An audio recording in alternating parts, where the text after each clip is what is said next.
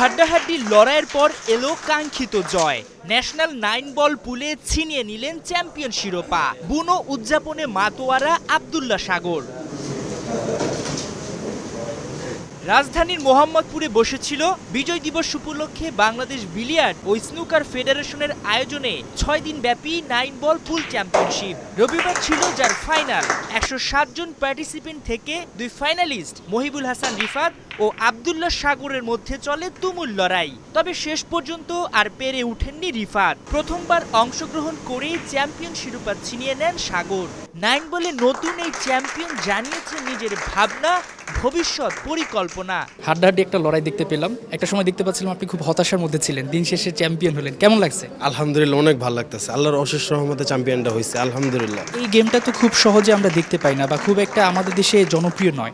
সেখানে আপনি এই গেমের পেছনে কিভাবে সময় দিচ্ছেন বা এর বাইরে কি অন্য কিছু করা হয় কিনা? না, এর বাইরে কোনো কিছু হয় না, শুধু পুল খেলাই হয়।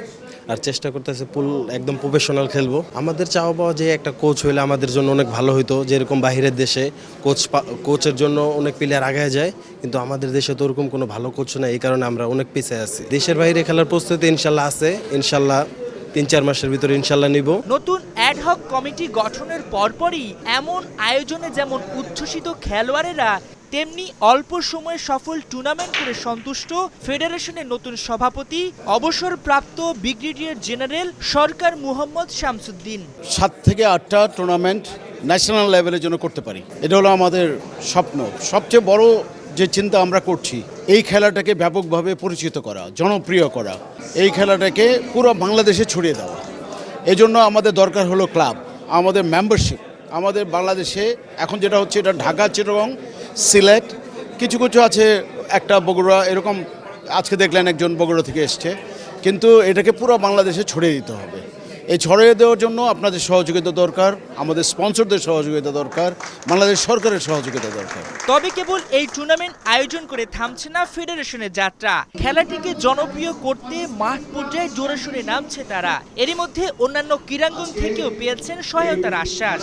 মাদকমুক্ত সমাজ গঠনে বিলিয়ার্ড ও স্নুকার খেলা বড় প্রভাবক হিসেবেও কাজ করবে বলে মনে করেন ফেডারেশনটির প্রেসিডেন্ট ফারুক ভাই আমাকে আশ্বস্ত করেছে যে আমাদেরকে হেল্প করবে। শুধুমাত্র ফারুক ভাই না, ইভেন বাফুফের তাবিদাউল ভাই, উনিও আমাকে আশ্বস্ত করেছে যে ওনারা আমাদেরকে হেল্প করবেন। অবশ্যই আমরা যখন এই খেলাকে প্রমোট করব, এই খেলাটাকে যখন প্রমোট করব পুরো বাংলাদেশে, তখন বাই দ্য সিস্টেম, কারণ যখন খেলোয়াড়রা, আমাদের ছেলেরা, যুবকরা, ইয়াত্রা বিভিন্ন জায়গায় যখন ওরা খেলার সুযোগ পাবে, তখন অটোমেটিক্যালি তাদের মন খেলায় আসবে। তখন এটা আমাদের জন্য। তাছাড়াও আমরা বিভিন্ন ধরনের প্রোগ্রাম করব। খেলার যখন দিব, তখন আমাদের বিভিন্ন ধরনের থিম থাকবে, যাতে করে আমরা মাদকমুক্ত সমাজ করতে পারি। যে আমরা সার্ক টুর্নামেন্ট জানুয়ারির 6 থেকে 10 তারিখ পর্যন্ত চলবে। এখানে আমরা 2 জন প্লেয়ার নির্বাচিত করেছি, তারা যাবে ইনশাল্লাহ, হয়তো আমাদের জন্য সুনাম নিয়ে আসবে। মাহমুদুল হাসান সজীব, 71।